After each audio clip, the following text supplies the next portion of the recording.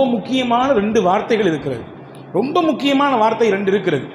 இன்றைக்கி நம்ம எல்லாருமே ஆசைப்படுறோம், துவா செஞ்சால் என் துவா கபூல் ஆயிடணும். யா அல்லாஹ் நான் படிச்சுட்டேன், என் ரப்பே நல்லா படிக்க வேண்டிய விஷயங்களை படிச்சுட்டேன், எனக்கான வேலை வாய்ப்பை நான் தேடிட்டு இருக்கேன், நான் இந்த நிலையில் போய் உட்காரணும்னு ஆசைப்பட்றேன், எனவே அந்த வேலை வாய்ப்பை கொடுன்னு நம்ம துவா செய்கிறோம்.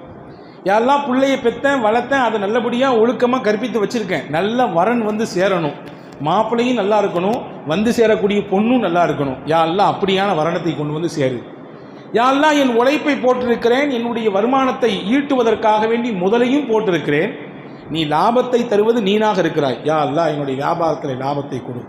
யா அல்லாஹ் குடும்பத்தை வைத்திருக்கிறேன், அந்த குடும்பம் கட்டுக்கோப்பாக இருக்க வேண்டும் என்று விருப்பப்படுறேன், கஷ்டமும் நெருக்கடியும் துன்பமும் குடும்பத்தில் வரக்கூடாதுன்னு ஆசைப்படுறேன், யா அல்லாஹ் வராமல் பாதுகாத்து விடு.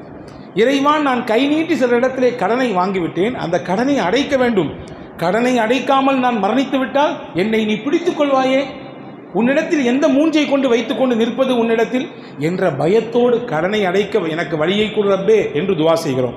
இப்படி ஒன்றல்ல 2 அல்ல 1000 கோரிக்கைகளோடு ஒவ்வொரு நாளும் துவா செய்து கொண்டிருக்கிறோம்.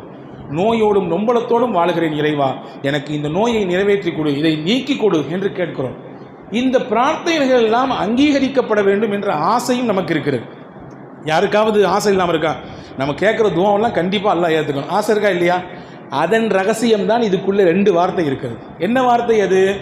அல்லாஹு லா இலாஹ இல்லா ஹுவல் ஹய்யுல் கய்யூம், அல் ஹய்யு அல் கய்யூம், இந்த 2 தான் அந்த வார்த்தை.